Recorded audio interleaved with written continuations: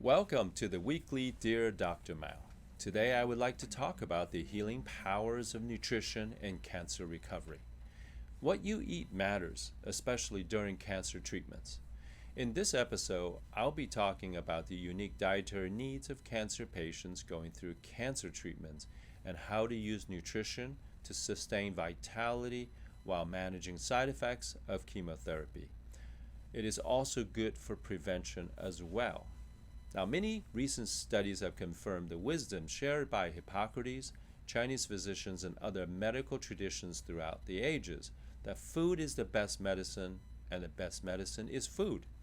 It is no surprise that what you eat is linked to your risk of getting cancer. Likewise, cancer recovery requires a specific way of eating during and after cancer treatments that will help support one's immune function while taking into consideration each person's constitutional needs. Today, I'm going to provide 3 dietary and nutritional tips for cancer recovery and prevention. First, a plant-based diet is a gold standard for cancer prevention.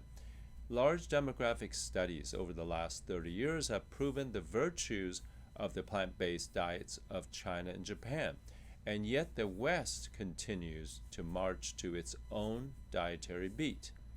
Well, perhaps not anymore. After years of looking at the evidence between diet and cancer, the American Cancer Society finally published the recommendation that cancer survivors should follow a diet that's mostly plant-based, high in fruits and vegetables and unrefined grains, while at the same time low in red and processed meats, refined grains, and sugars. Second, tap into the healing power of fermented foods. Those at an increased risk of metabolic conditions and cancer usually have higher concentrations of harmful bacteria in their guts.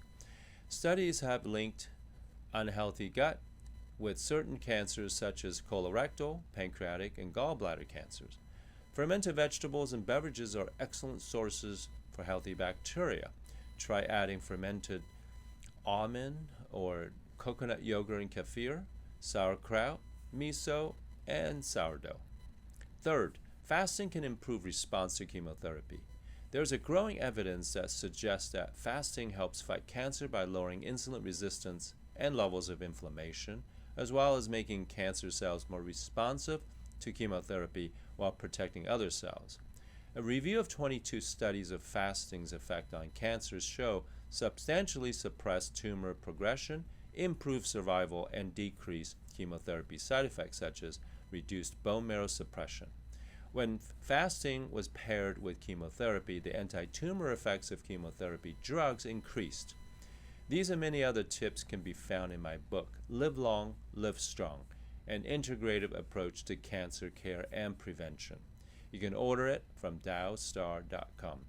One note of caution: always check with your doctor before starting any new dietary regimen.